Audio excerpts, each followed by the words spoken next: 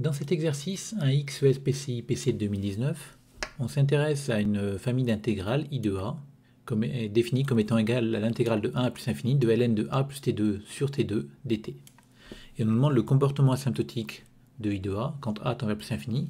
Donc le comportement asymptotique, j'imagine qu'ici on attend de vous de donner un développement asymptotique. À quel ordre, c'est pas précisé, mais on va le faire à un certain ordre, et puis si l'énoncé demande de faire mieux, on pourrait faire mieux finalement en rajoutant les termes. Donc première chose à regarder quand même, c'est est-ce que cette intégrale-là a bien un sens.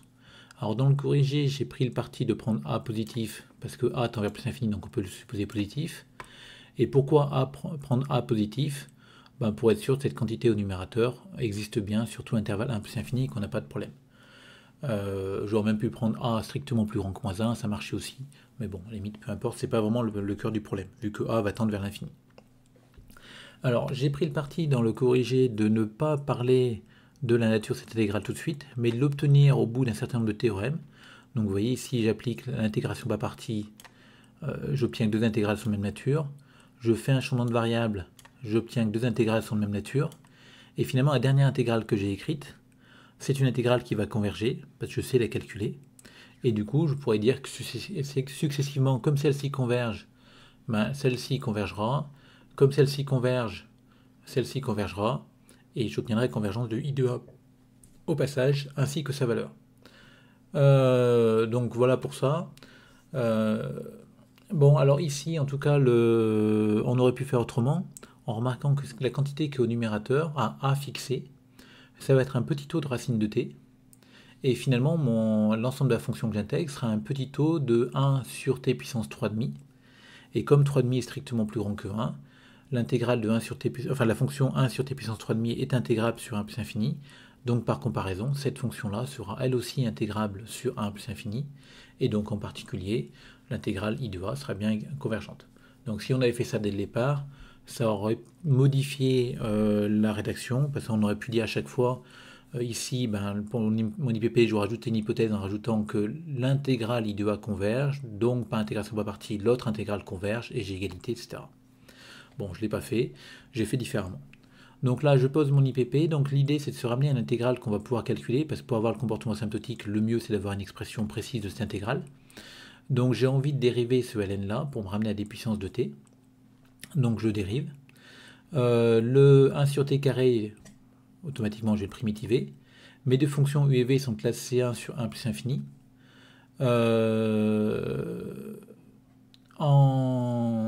En plus infini, la limite de u de t, v de t, donc ça, fois cette quantité-là, ça va faire 0 par croissance comparée, parce que le ln de a plus t carré, c'est un petit taux de t. Donc, j'ai bien toutes mes hypothèses. Je peux dire que par intégration par partie, mon intégrale I de A, qui est l'intégrale de U de T, V' de T, sera de même nature que l'intégrale de U' de T, V de T, c'est-à-dire l'intégrale de moins 2T sur T facteur de A plus T2. Donc ensuite, je simplifie bien sûr par T, et donc ça me donne moins 2 sur A que j'ai mis en facteur devant, fois l'intégrale de 1 sur 1 plus T sur racine de A au carré. Donc en mettant le A en facteur ici, ça me fait apparaître du T2 sur A, donc j'écris T sur racine de A au carré. Et vous voyez qu'ici, ça me fait penser à finalement du arc-tangente. Donc là, j'ai fait un changement de variable, on aurait pu faire autrement, en laissant du 1 sur racine de A au numérateur, et reconnaître directement une intégrale de la forme U' sur 1 plus U2. Bon, là j'ai fait le changement de variable, donc on va le faire quand même.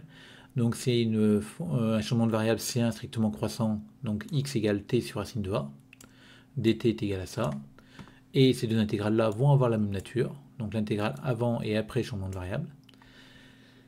Or cette intégrale-là va converger, pourquoi? Parce que je sais la calculer tout simplement. En fait, c'est la primitive de 1 sur 1 plus x2, ça va être arctangente x, qui a une limite finie en plus infini et qui est définie en 1 sur racine de A.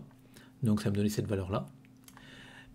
Donc, cette intégrale étant convergente, encore une fois, comme je disais tout à l'heure, elles ont la même nature, donc celle-ci va converger. Celle-ci converge, donc I de A converge.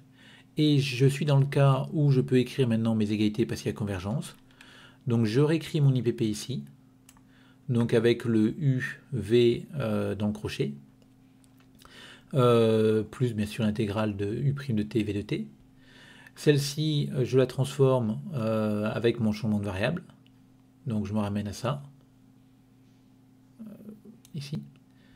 Ensuite, je calcule cette intégrale-là, donc pi sur 2 moins r tangente 1 sur racine de a. Là, j'ai remplacé en 1. En 1, ça me fait du ln de 1 plus a. Donc je l'ai save jusque-là.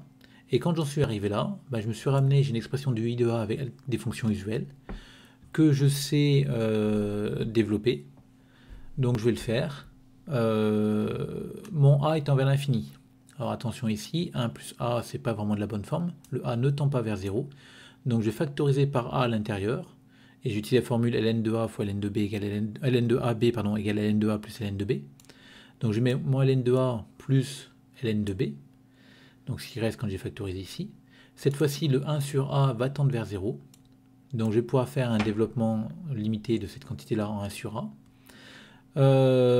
Ici, ce truc-là, j'ai développé, donc pi sur racine de a, moins 2 sur racine de a fois arc tangente 1 sur racine de a. Ce arc tangente 1 sur racine de a, ben, ça nous fait du 1 sur racine de a plus un petit taux de 1 sur racine de a. Je m'arrête là parce qu'avec le 1 sur racine de a ici, ça me fera globalement du 1 sur a. Le ln de 1 plus 1 sur a, ça me fera du 1 sur a plus petit taux de 1 sur a. Et finalement, j'ai ici un développement asymptotique à l'ordre 1, donc ln de a, plus pi sur racine de a, moins 1 sur a, plus un petit taux de 1 sur a. Vous remarquerez que si on voulait avoir un développement asymptotique à un degré plus élevé, on pourrait le faire sans aucun problème. Il suffirait ici de pousser ce développement limité à l'ordre suivant. Le développement de arc tangente, le pousser à l'ordre suivant qui me ferait paraître du 1 sur racine de a au cube, enfin avec des quotients devant. Et du coup, on aurait du sur a carré qui apparaîtrait à la fin. Voilà, on peut le faire à peu près à l'ordre qu'on veut, vu qu'ici on s'est développé à tout ordre, et l'arc tangente aussi.